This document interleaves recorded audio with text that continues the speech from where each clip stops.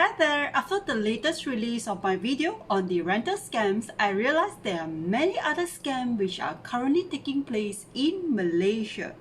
Today, I've decided to shed more light on these other scams which have caused many Malaysians to incur a colossal loss of their savings and how we could have avoided it. Though this topic may not be directly related to investment at all, but instilling awareness in us and taking steps to avoid falling prey into such scams is equally important in helping us to protect our hard-earned money.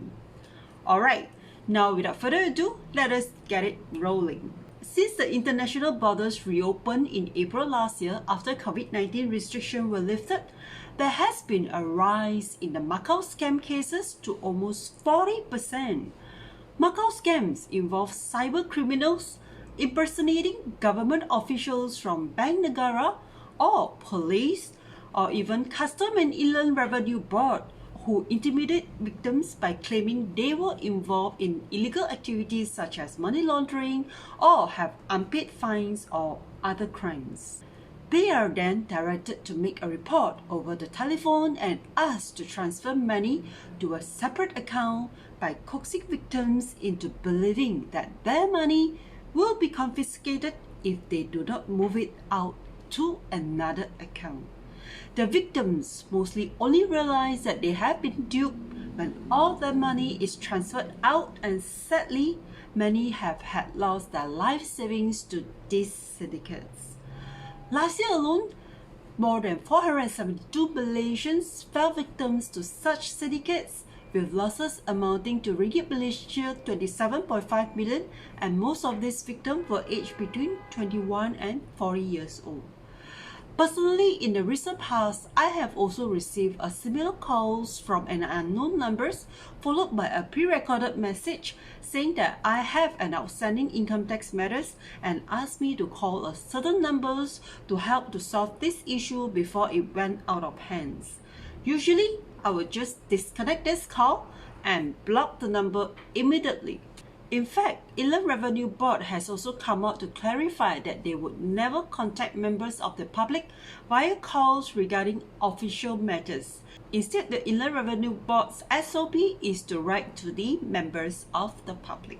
We need to have high awareness because these scammers are constantly trying out new ways to trick victims, and the only way we could protect ourselves is by being alert and instill a healthy awareness among ourselves. There have also been cases lately with some impersonating insurance agents asking victims about their claims, or government pharmacies informing victims that they have taken more medications than those allocated to them, and of course the infamous one, romance scam. Many have lost millions of dollars to the romance scam, and this money is hardly ever recovered. Not only are people left with significantly depleted savings in retirement, but they also feel the intense shame, embarrassment, and loss of dignity and trust at the hands of someone they thought they could love and could trust.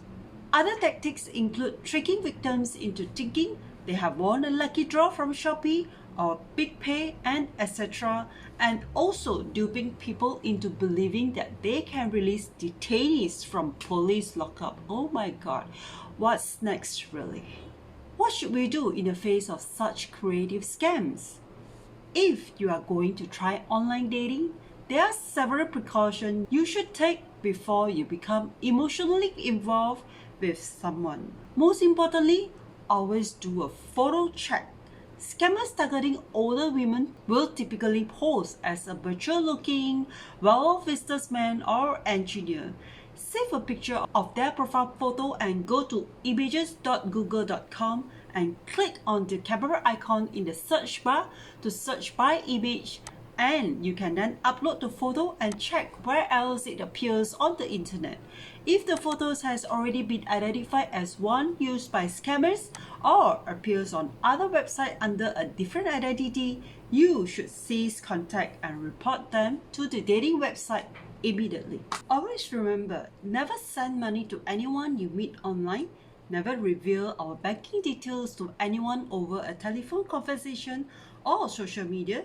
If in doubt, go to our bank's nearest branch to check or call the police hotline at 0722129999 to make enquiries.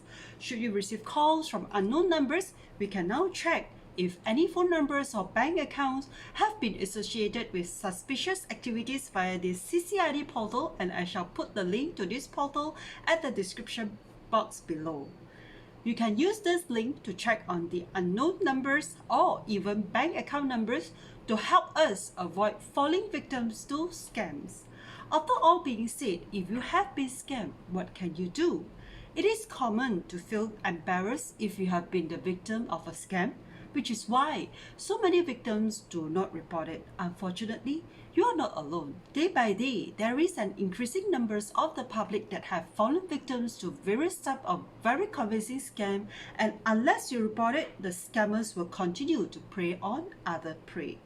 This is the end of my sharing today. If you have found value in it, would appreciate for a thumbs up, and do subscribe to my channel if you have not done so. I upload new video every week. See you again in my next video. Bye!